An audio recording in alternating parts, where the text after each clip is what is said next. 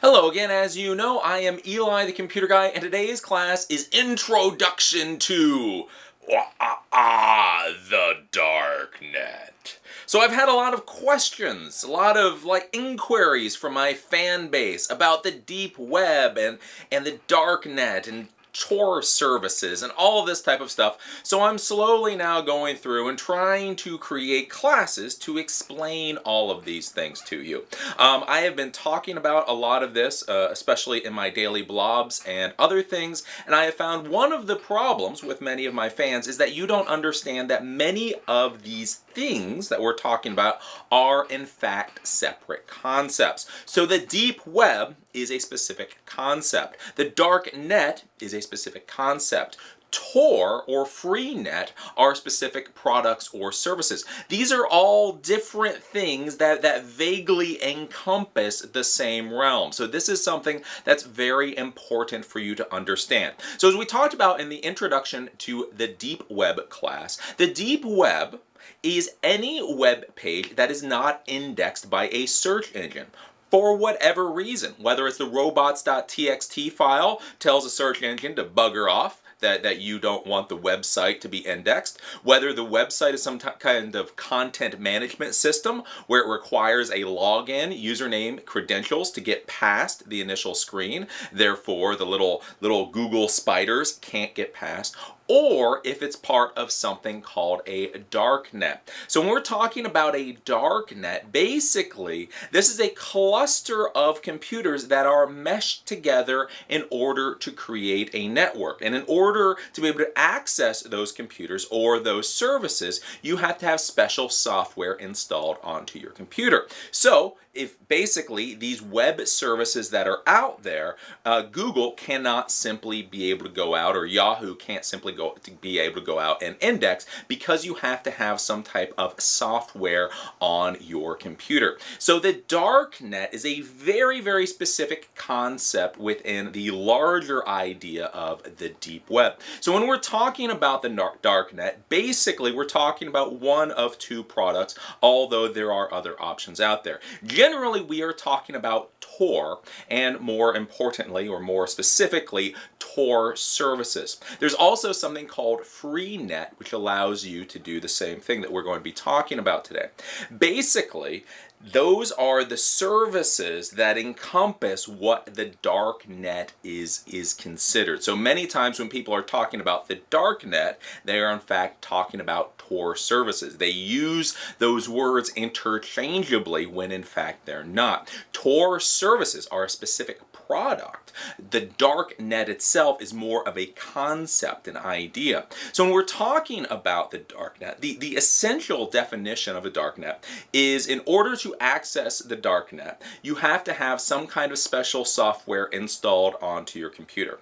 So the darknet, anything that comprises a darknet, it has to use the TCP/IP protocols. It has to be theoretically internet accessible, but you have to do something special in order to get into it. So the first thing is although it uses internet technologies to maintain itself and to do the communication, you have to add something else in order to be able to access the information within that darknet. The other main concept with darknets is that it's supposed to try to maintain your anonymity. So when you go on there, it's supposed to try to maintain your ability to stay anonymous. So in normal IP traffic, in normal network traffic, nobody cares about whether or not you're anonymous. You may care, but the original creators of TCP/IP, the original creators of the internet, didn't care. The more communication that goes back and forth, the better for them. So when we're talking about TCP/IP packets, TCP/IP headers, what's important to understand there is that contains a lot of identifiable information that basically points back to you. So if anybody gets a hold of that packet, they can gather information and be able to track back to you. Well, in the modern world, the modern world of anonymous, people want to keep their anonymity, so they don't want to be tracked back. So the big concept with the darknet is, when you go onto the darknet, when you use a darknet, that you should be able to maintain your anonymity. So the important parts is it uses normal internet and IP and all that technology. You have to install install special software in order to be able to access it, and it's supposed to maintain your anonymity. And again, this can be done in multiple ways. There are multiple different products out there in order to create dark nets. Again, the most popular is something called Tor.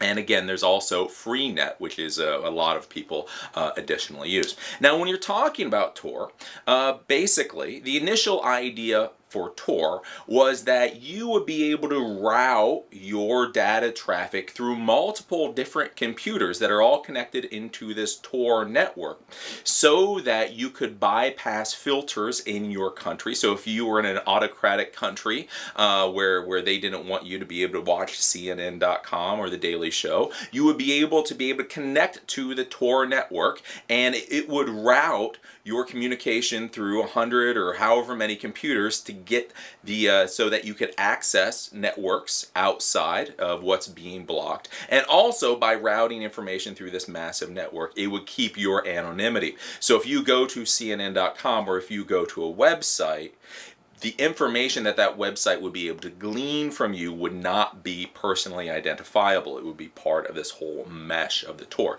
So the original idea with Tor is it was supposed to keep your anonymity for going to normal websites. If you were going to CNN.com, if you were going to bankofamerica.com, if you were going to Wikipedia, if you were going to WeLoveAnonymous.com. You know, if you try to go to those sites, the original idea was it keeps your anonymity there. Well, then they came up with the idea of something called Tor services. Now, it's very important to understand that when we're talking about websites, actually within Tor itself, these are called Tor services. So what they decided, what they came up with, is instead of always routing all the traffic out to websites in the normal internet, that you would be able to create and host websites on your own computers at home, and then through the power of Tor, people would simply be able to be redirected to you.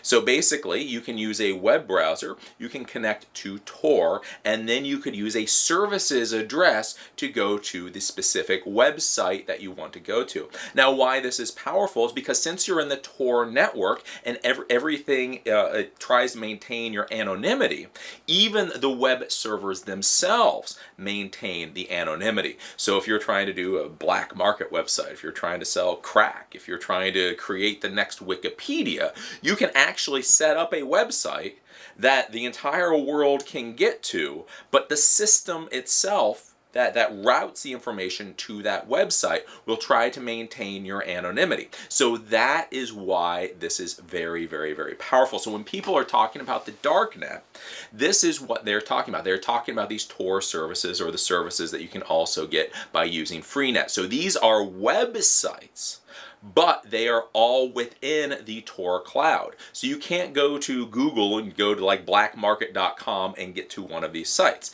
Basically, you have to have the Tor software installed on your computer, then you can open the browser, then you can go to one of these services addresses, and that will drop you onto the site. Once you're dropped onto the site, though, we are then now talking about standard web-based technologies, HTML, JavaScript, PHP, whatever. This is a standard web server. It is simply connected to the internet using one of these services. So let's go over to the computer for a second so I can show you a couple of things just to give you a better idea of how all this stuff kind of works. So basically, again, whenever we're talking about the darknet, the two things that we're going to be talking about is either Tor, so you can find Tor at torproject.org, or Freenet. So again, share, chat, browse anonymously on the free network. Again, these create their own networks within the internet. Now, what I'm going to be showing you today is if you go down, there's a lot of different things you can download and use with Tor. But what I downloaded and used today is something called the Tor browser. So instead of installing the full suite onto my computer, basically this is just a web browser that you can install on your computer and use the Tor network.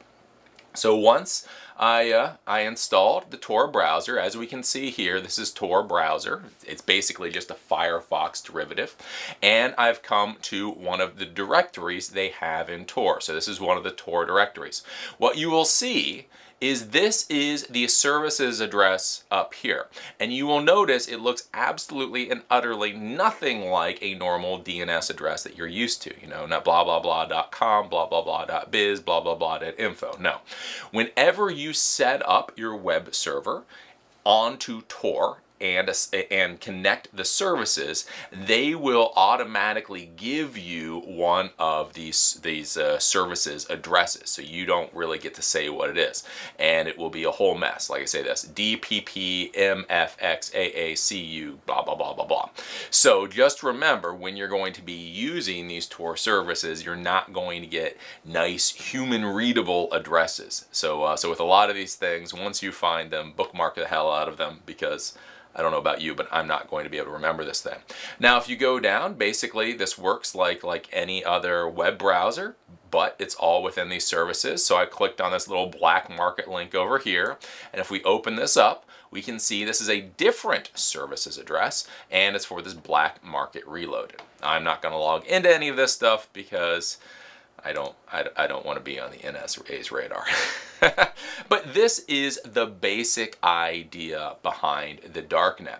So when I'm going to these websites, this is trying to maintain my anonymity, and also I can't find any information out about the web servers unless I try to hack them myself. So normally, if we were on the normal web, I could do a who is search, or I could do a lot of ways to try to find out who runs this website or where the server is located. Again, within the darknet, within Tor, that functionality isn't there. But really, that's all there is, for the most part, to the darknet.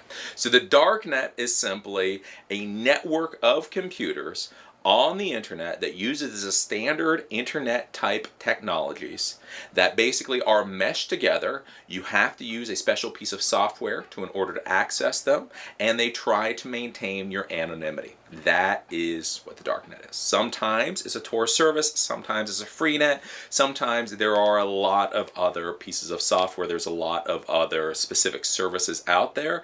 The idea behind the darknet is that this overall methodology: anonymity, separated service using normal internet type technologies. And that is the darknet for you. We are going to be doing more classes on Tor services and some other things, but I figured this would just be a way to clear some things up. So the darknet is a component of the deep web. Tor is something that uses basically the darknet ideology, but these are all entirely separate things, and so you just should keep that in mind whenever you're going to be dealing with this stuff. So, as you know, I am Eli the Computer Guy. Today's class was Introduction to the Darknet. As always, I enjoy teaching this class and look forward to seeing you at the next one.